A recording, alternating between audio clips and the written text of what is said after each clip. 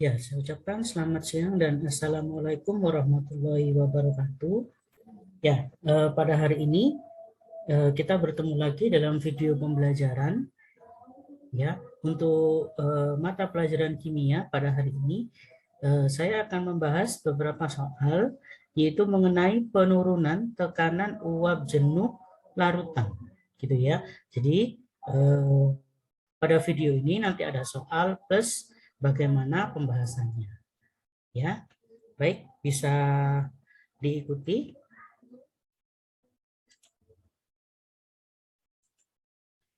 Ya, soal yang pertama, yaitu tekanan uap jenuh air pada temperatur 18 derajat Celcius adalah 15,5 mmHg. Jika ke dalam 14,4 gram air dengan MR 18 dilarutkan 36 gram glukosa dengan MR 180, ya, perhatikan yang ditanyakan adalah penurunan tekanan uap jenuh larutan pada temperatur tersebut. Ya, baik, di sini sudah ada pilihan gandanya A, B, C, D, E. Ya, jadi nanti tinggal dari perhitungan, ya, nanti tinggal kita pilih mana yang sesuai dengan pilihan gandanya. Ya, baik. Pertama yang kita tulis yang diketahui terlebih dahulu. Ya, oke. Yang pertama, karena zatnya adalah glukosa, saya tulis terlebih dahulu, yaitu glukosa sifatnya non-elektrolit. Oke. Kemudian, nah, lihat yang diketahui berikutnya adalah P0-nya. Ya, nah, perhatikan di sini ada kata tekanan uap jenuh air. Berarti itu adalah P0-nya, ya, sebesar 15,5 mmHg. Kemudian massa airnya adalah 14,4 dari soal dengan MR 18, ya, saya tuliskan. Kemudian massa glukosanya 36 gram dengan MR 180. Baik. Kemudian berikutnya, nah, yang ditanyakan adalah perhatikan penurunan tekanan uap jenuh larutan. Ya, atau lambangnya adalah delta P, ya, karena ada kata penurunan. Ya, perhatikan, jadi ini kadang, ya, kalau siswa tidak teliti seringnya terjadi banyak kesalahan di sini, ya. Baik. Nah, sebelum menghitung delta P-nya, maka masing-masing zat, yaitu baik air maupun glukosa, kita harus hitung molnya terlebih dahulu. Ya, baik. Nah, molnya glukosa, ya, saya singkat glu saja. Jadi mol dari glukosa, saya langsung yaitu 36 dibagi 180, sehingga ketemunya adalah 0,2. Oke, kemudian molnya air, nah, bisa dilihat di sebelahnya, yaitu 14,4 dibagi 18. Jadi gram langsung dibagi MR-nya. Ya, sehingga ketemunya 0,8. Baik, kalau sudah, maka, nah, perhatikan di sini, rumus delta P adalah XT dikalikan P0. Ya, karena ada segitiganya. Sehingga, masih ingat, XT, ya, karena yang terlarut adalah glukosa, maka mol glukosanya di atas per molnya air ditambah molnya glukosa. Ya, baru dikalikan P0. Kalau sudah, maka angka-angkanya dimasukkan. Molnya glukosa, yaitu 0,2. Oke, jadi glukosanya 0,2, airnya 0,8, baru ditambah 0,2, sesuai yang di atas. Oke, kemudian P0-nya diketahui 15,5. Ya, nah baik, dari sini, ya, kalau kalian hitung nanti ketemunya adalah 3,10 mmHg, ya, atau mungkin nanti ada yang nulisnya 3,1 mmHg, ya, jadi tidak ada masalah, ya. Oke, baik. Kemudian untuk satuan, sekali lagi untuk satuan nanti mengikuti sesuai yang ada di soal saja, ya. Jadi kalau nanti misalkan guru di sekolah menggunakan satuannya CMHG, ya, berarti hasilnya nanti satuannya juga CMHG. Kalau memang gurunya menggunakan mmHg, maka hasilnya juga mmHg.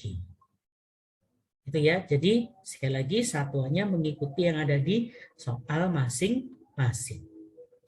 Oke. Baik. Oke, baik. Soal berikutnya. Jika pada suhu 100 derajat Celcius sebanyak 6 gram urea dengan MR 60 dilarutkan dalam 7,2 gram air dan tekanan uap air pada suhu tersebut adalah 760 mmHg. Yang ditanyakan, maka penurunan tekanan uap jenuh larutan urea. Oke, nah ini sama dengan yang pertama tadi, cuma yang pertama tadi zatnya adalah glukosa. Sekarang zatnya adalah urea. Oke, kita tulis yang diketahui terlebih dahulu, ya, yaitu urea, yaitu non-elektrolit. Oke, yang diketahui berikutnya, masanya urea 6 gram. Oke, MR-nya 60. Kemudian airnya bermassa 7,2 gram, MR-nya 18. Kemudian yang terakhir P0-nya, ya di sini ada tekanan uap jenuh air pada suhu tersebut, ya yaitu 760 mmHg. Nah, yang ditanyakan adalah penurunan. Ya, sekali lagi penurunan tekanan uap jenuh larutan. Ya, jadi saya ingatkan berkali-kali agar siswa lebih teliti yang ditanyakan. Ya, apakah ada kata penurunan atau tidak? Ya, oke.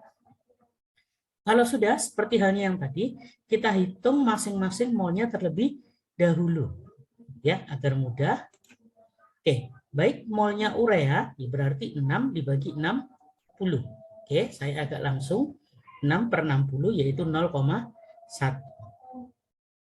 Baik, berikutnya molnya air yaitu 7,2 per 18. 7,2 dibagi 18, ketemunya 0,4. Oke, nah yang ditanyakan adalah delta P. Oke, rumusnya seperti tadi yaitu XT dikalikan P0. Oke, nah kalau sudah, ya karena zatnya urea, rumusnya sama seperti tadi, cuma glukosanya tinggal diganti urea. Itu ya, jadi molnya urea di atas per molnya air ditambah mol urea, ya baru dikalikan dengan P0. Oke, sehingga saya tuliskan ureanya 0,1 per airnya 0,4 ditambah 0,1 baru dikalikan 760. Oke, baik. Hitungan ini kalau kalian hitung dengan menggunakan kalkulator ya nanti menghasilkan angka 152 mmHg. Oke. Jadi jawabannya adalah pilihan yang B, ya. Oke, baik, soal berikutnya. Pada suhu 29 derajat Celcius, tekanan uap air murni adalah 30 mmHg. Yang ditanyakan, tekanan uap jenuh larutan 30 gram urea ke dalam 81 gram air pada suhu 29 derajat Celcius adalah berapa mmHg. Oke, kita tulis yang diketahui terlebih dahulu, sama seperti halnya soal berikutnya. Oke, mohon maaf, maksud saya sama seperti halnya soal yang sebelumnya, ya, urea bersifat non-elektrolit. Oke, nah masanya 30 gram, MR-nya 60. Masih ingat ya, di soal sebelumnya tadi kan sudah ada urea MR-nya 60. Oke. Kemudian berikutnya masanya air 81 gram ya yang diketahui MR-nya 18. Oke. Jadi setiap ada massa mohon MR-nya dicantumkan biar tidak lupa. Ya, kalaupun lupa ya bisa online lihat nilai MR-nya ya atau bisa lihat di sistem periodik unsur. Oke. Baik, berikutnya yang diketahui adalah P0-nya. Nah, P0-nya bernilai 30 mmHg. Nah, yang ditanyakan perhatikan di kalimatnya adalah tekanan uap jenuh larutan. tekanan uap jenuh larutan, berarti P-nya saja. Awas, karena tidak ada kata penurunan, maka nggak ada segitiganya, berarti P-nya saja. Ya. Nah, masih sama seperti halnya yang tadi, karena molnya tidak diketahui, molnya urea dan air, maka masing-masing harus dicari molnya terlebih dahulu. Oke, sehingga nah, molnya urea berarti 30/60 yaitu 0,5. Kemudian molnya air yaitu 81 dibagi 18. Ya, ketemunya adalah 4,5. Oke. Kalau sudah, karena yang ditanyakan P, nah di sini rumusnya adalah XP dikalikan P0. Ya, perhatikan kalau P maka X-nya pakai XP, itu pelarutnya. Ya, karena dia menggunakan air, ya, maka mol airnya di atas. Sehingga molnya air per mol air ditambah mol urea. Ya, baru dikalikan P0. Sehingga molnya air adalah 4,5 ya, per 4,5 ditambah 0,5. Baru dikalikan 30. Oke, nah maka dari hitungan ini, jika sudah kalian hitung, maka ketemunya adalah 27 mmHg. Oke, misal ada yang tanya, oke, Pak, saya terlanjur menghitung delta P, Pak. Ya, padahal yang ditanya P, tapi misal kalian terlanjur menghitung delta P-nya sudah ketemu, maka untuk mencari P-nya selain pakai rumus ini, ya kalian bisa pakai nilainya ini yaitu 30, ya lalu dikurangi dengan delta P hasilmu menghitung, ya itu hasilnya akan sama. Ya, jadi dari latihan soal ini coba deh misal ya kalian mencari delta P-nya. Ya, kalian cari delta P-nya ya, nilainya berapa ya, maka nanti untuk mencari P-nya berarti 30 dikurangi delta P hasilmu menghitung ya, maka jawabannya harus 27. Ya, sekali lagi karena yang diminta adalah tekanan uapnya, bukan penurunannya. Oke. Oke, soal berikutnya. Tekanan uap jenuh air pada suhu 100 derajat Celcius adalah 764 mmHg. Ya. Maka penurunan tekanan uap jenuh larutan glukosa 18%. Ya, pada suhu tersebut adalah berapa? Oke, terlebih dahulu ya, saya tuliskan glukosa sifatnya non-elektrolit. Baik. Kemudian glukosanya ada sebanyak 18%. Ya, diketahui di soal, ingat 18% itu anggaplah menjadi 18 gram. Ya, supaya cara mengerjakannya nanti mudah. Oke. Kemudian ya, perhatikan karena yang namanya larutan berarti ada glukosa, ada air. Nah, maka karena glukosanya saja sudah 18 gram, maka airnya adalah 100 dikurangi 18. Itu ya. Jadi larutannya kita misalkan 100 gram. Ya, jadi larutan glukosanya kita misalkan 100 gram. Yang 18% atau 18 gramnya glukosa, maka airnya adalah 82 gram. Oke. Kemudian P0-nya adalah 764. Ya, sesuai yang ada di slide. Baik, yang ditanyakan adalah nah, penurunan tekanan uap jenuh larutan ya, yaitu delta P. Oke, karena di sini bisa dilihat glukosanya molnya belum diketahui dan air molnya juga belum diketahui gitu ya, maka kita hitung terlebih dahulu. Oke. Nah, perhatikan di sini molnya glukosa berarti 18 dibagi 180. Oke. Sehingga hasilnya 0,1. Kemudian molnya air 82 dibagi 18 sehingga ketemu 4,55. Oke. Nah, kalau sudah, perhatikan yang ditanyakan delta P-nya, yaitu XT dikalikan P0. Oke. Karena menggunakan glukosa, berarti glukosanya di atas. Molnya glukosa dibagi molnya air ditambah molnya glukosa. Oke, sehingga kalau sudah molnya glukosa 0,1, kemudian airnya 4,55 plus 0,1. Ya, baru dikalikan 740, mohon maaf, 764. Oke, sehingga nah hasilnya adalah 16,43 mmHg. Ya. Oke, jawabannya di pilihan D. Oke, soal berikutnya. Nah, soal berikutnya, suatu larutan glukosa dalam air mempunyai fraksi mol 0,3. Jika tekanan uap jenuh murni pada suhu 20 derajat Celcius adalah 17,5 mmHg, maka tekanan uap jenuh, perhatikan kalimatnya, tekanan uap jenuh larutan ya pada suhu tersebut. Oke. Nah, kita cek dulu karena glukosa, maka sifatnya non-elektrolit. Oke, yang diketahui X dari glukosa atau X terlarut boleh. Ya, nilainya 0,3. Ya, perhatikan kalimatnya di sini glukosa dalam air.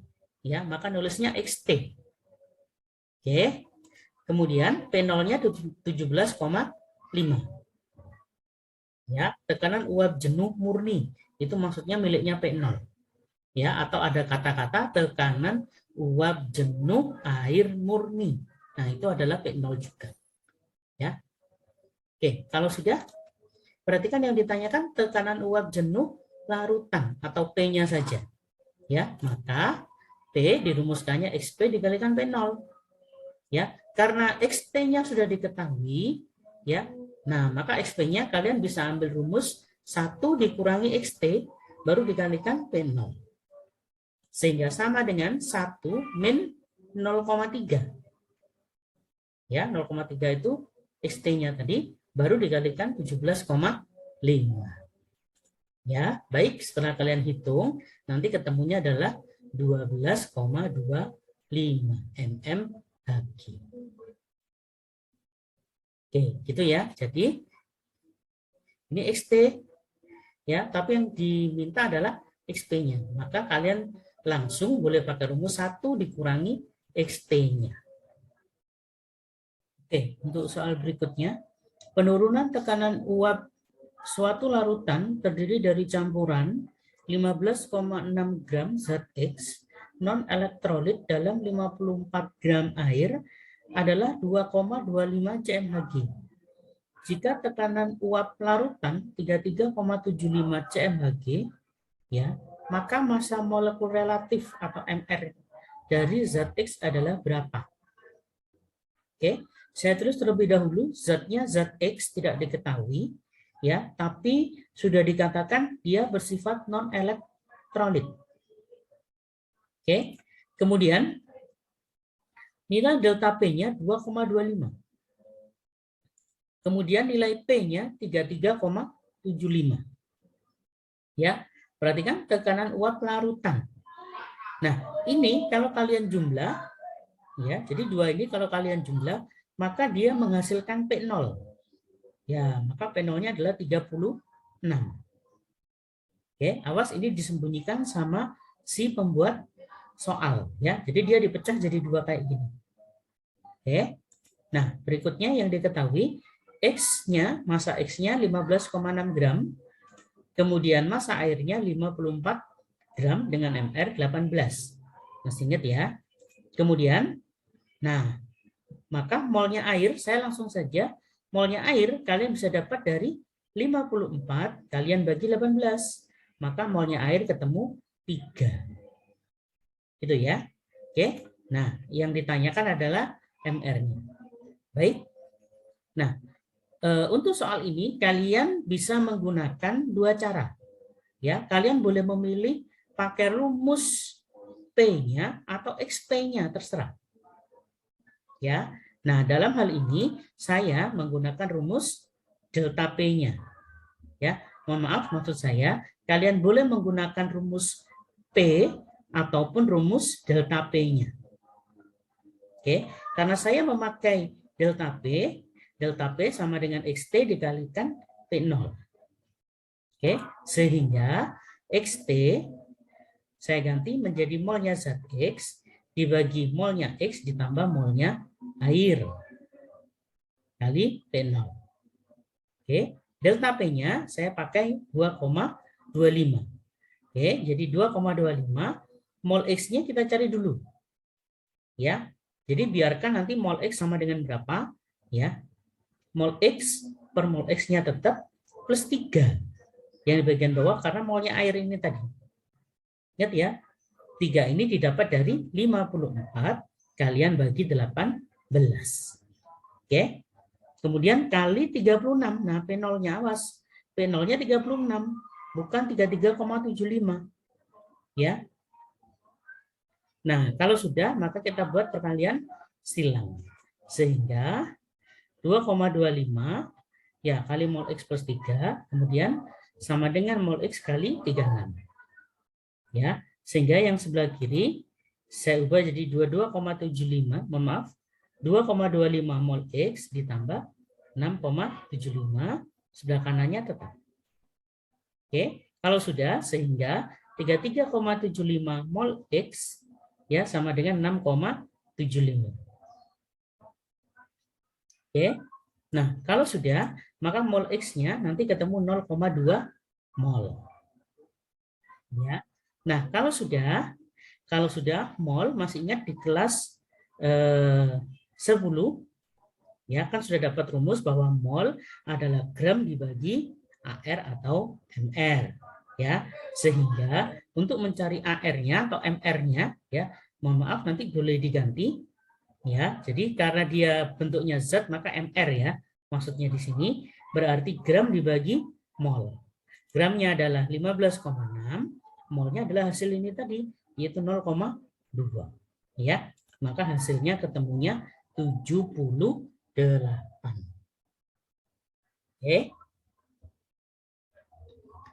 Baik, soal yang terakhir. Tekanan uap larutan terdiri dari 30 gram asam asetat dengan MR 60.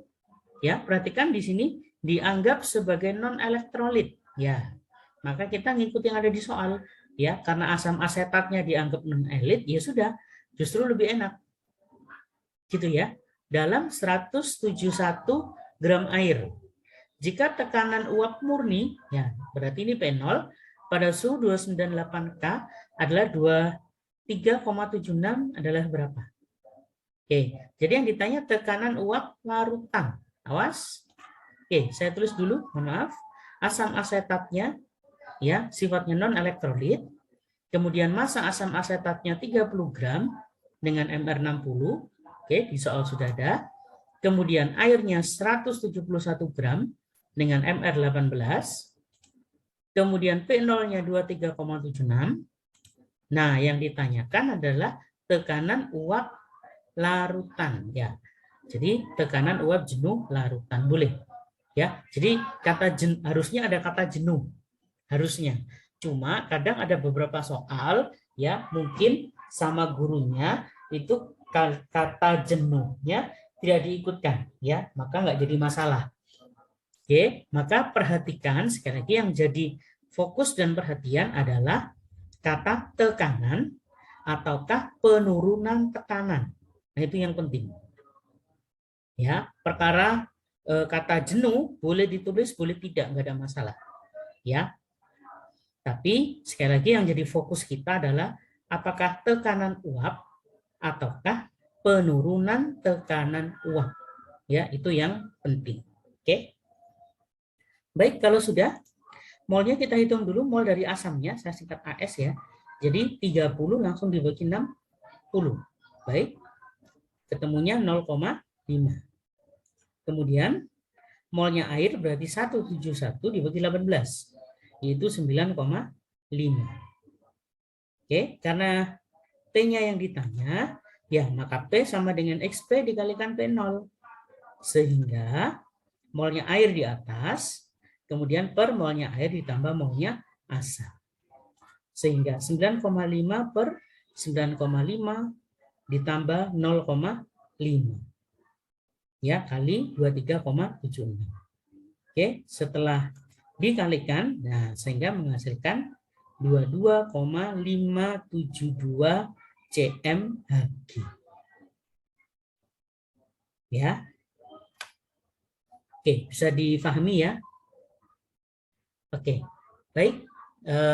Inilah beberapa contoh dari soal sifat koligatif larutan. Yang pertama yaitu penurunan tekanan uap jenuh larutan.